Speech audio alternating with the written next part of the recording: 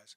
So I think I think in our last 7 games against Texas A&M, I think we're 2-5.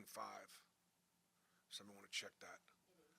Um, and so obviously this has been a tough matchup for us as far as systems matching up. Um, just like last time we came in and said, gosh, we're one to win away from this or that. There were a lot of things to talk about. Um, and we were, obviously managed to check a lot of boxes on Saturday. Um, but to this one here would be to go undefeated on the road would really be something in the SEC and especially in this particular year. So. Um, So again, one win away from our most SEC wins in our history, the most wins overall. There's a lot of things that are available, um, and so we know we got a tough matchup against a team that is as athletic and as deep as any team in our league. They play as hard as anybody in the league. They turn you over. They're the best offensive rebounding team in the league, one of the best in the country. They do a phenomenal job in transition and getting to the foul line, and so there are a lot of challenges to this matchup.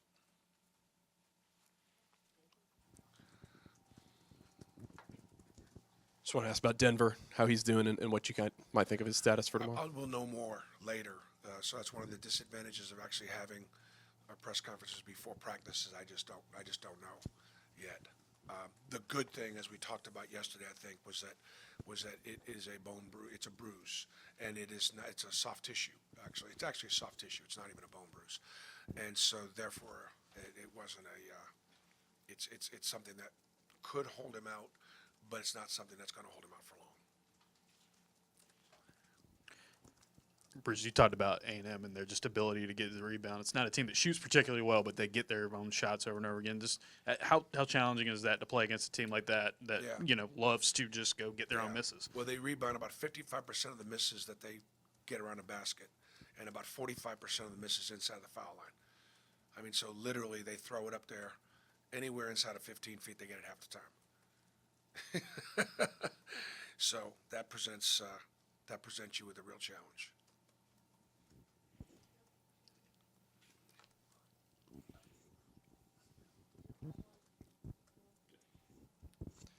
Bruce, with a game like this, you're not going to say that you're not playing for anything, but with the SEC clinched, is it kind of a chance to try something? No, absolutely not.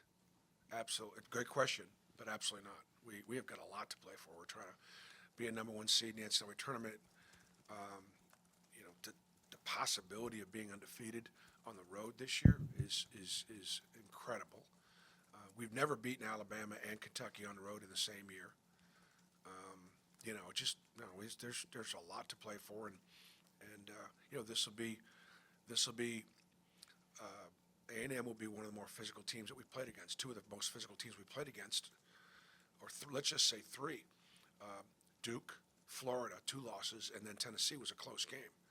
And those would be, I think, the top 3 most physical teams we played against. So, whether physicality, you could say bothers us, or I listed 2 or 3 teams that are all 1 and 2 seeds in the NCAA tournament. So, whether it's physicality or just great teams, I can't tell you which. Bruce, Denver and Todd have basically split point guard duties for a while now. If Denver can't go, what would be the options there besides playing Todd 40 minutes? Yeah, we'll worry about that when it comes to game time. I'm not going to talk about who my quarterback is going to be in case my starting quarterback can't go.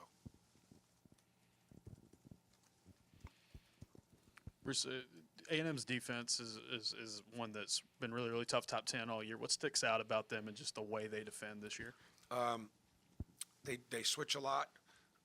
They're very they change things up between zone, pressure, full court, 3/4 court looks in the back, drop back man or zone. They try to confuse you as a play caller, and I don't think we've done a very good job offensively against them. Last year, We had a great defensive effort. Jalen Williams played fantastic. Janai had a phenomenal second half. And it's good to give KD a shout out.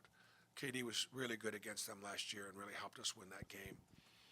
And just a shout out to KD. I don't know, they got a chance to maybe win a regular season championship, this year. So, so excited for him. And it was, I'd be remiss if I didn't tell you that I heard from KD after the game on Saturday. So, got a chance to love on each other a little bit. He's leading the country in technicals. That'll surprise you. My man. Bruce, I know you like to have your team's goals out in front of them. You talked about they could win the championship, and you kept the SEC standings. It's not the tournament yet, but do you talk to them about trying to get the number 1 overall seed, that being a goal for you guys? Is that something that you put on the table for them? We just put it all on the table, and I think the thing about them is that we talked about this before the Kentucky game, and one of the things that I want to try to separate my guys from and compliment my guys, and I've done it all year, and they've done it all year, is what team respects every opponent you play and gets excited about playing every single night, except this team. And every team has letdowns. Every team has letdowns, right? Not this team. And they're to be commended for that. It's a combination of respecting their opponent and also, a real desire to make history. And, and especially when, and again, what I wanted our guys to understand about going up to Rupp was how hard that was going to be. Like we got to play really well up here to win. There's all kind of history going up against us. There's a great team over there that's beaten 7 teams in the top 15. Do you know how difficult this is going to be? And do you know how good they are? And yet, we're 14-1 going into this game, and they're 8-7 going into this game. I want to compliment you guys. You're deserving of this championship. You've earned this championship. Now go out and prove it, and let's get it tonight.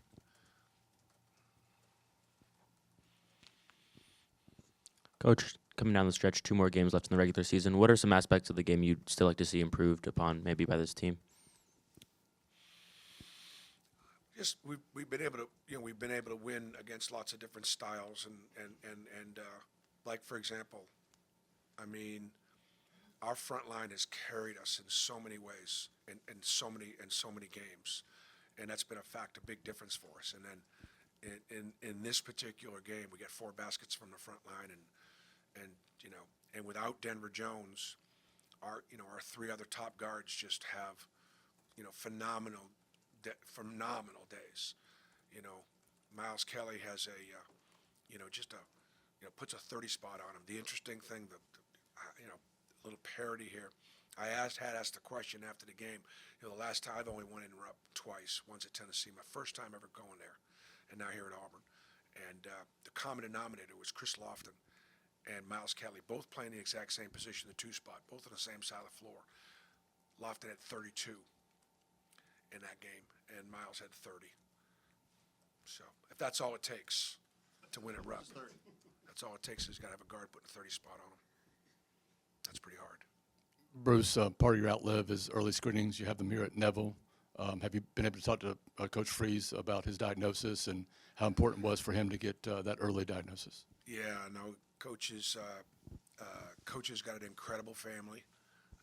Coach is a man of faith, and he is in relationship with the Lord, and he trusts his God, and so he's in a way better spot than people without that faith, and so he is going to do what's best for his football family and his family.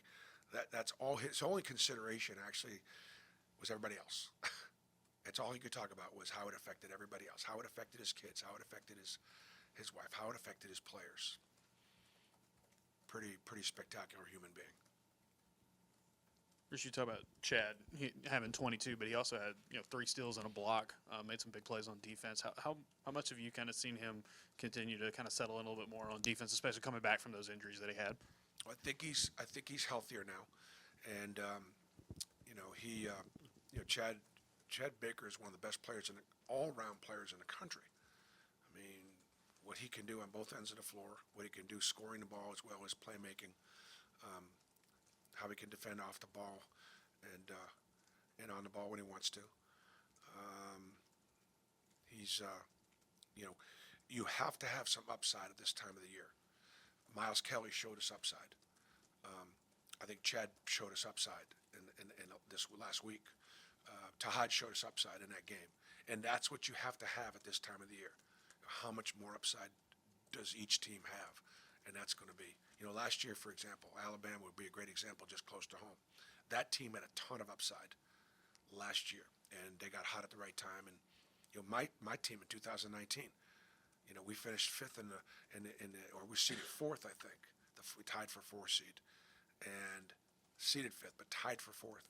That team had upside, and we actually knew it, and had somewhat underachieved during the regular season. And you go in the postseason, and you got a lot to play for. What I've got to figure out is this team has done nothing even closely resembling underachieving. The question is, do we have upside? And we showed that Saturday. Coach, you've been pretty vocal about Janai Broome being Player of the Year. Do you think in these last 2 games he has anything else to prove for that campaign? Well, I think the biggest way for Janai Broome to be National Player of the Year is for his team to continue to win, and he impacts our winning with everything that he does, and so, yeah, I absolutely think every single game is an opportunity for him to demonstrate that he's a National Player of the Year, but especially with him helping his team win. Even though there's still 2 games left in the regular season, for you guys to have wrapped up an outright title in what people are calling like the best conference ever in college basketball, just has that kind of sit in with you yet, or No. or what this means for this team? Yeah, I could only see Texas A&M on Tuesday and taking it, continue to take one at a time. Definitely not a time to reflect, but I can't believe the amount of blessing that God bestowed on this team on Saturday. I mean, so many things have had to happen for us to be able to win our 5th championship in led to 8 seasons. So, just beyond grateful. You kind of came into the season thinking Tahad was going to play more off ball. Now he's kind of played more point. How have you seen him grow as a point between the start of the season and where we are now? I think he always has been a point guard at heart, and with his leadership and running his ball clubs. And we have the ability to allow a 2-guard to get into a lot of point guard actions. But what I did not want to put on a freshman, again, was having to run the team and try to score. And so just knowing that he's a brilliant scorer, let's see what we can do with other guys to let him just do what he's great at. But then he demonstrated the ability to be able to do both. And then I had to decide also, I did not, unlike Denver Jones, who in his second year could handle playing both positions. That Denver Jones is so valuable to us, I can't even begin to tell you, because he plays 2 positions. He's our best defensive guard. And for us to win the game without him, that's incredible. But I did not want to put that on the freshman. And of course, if I did, Tahad would have been fine.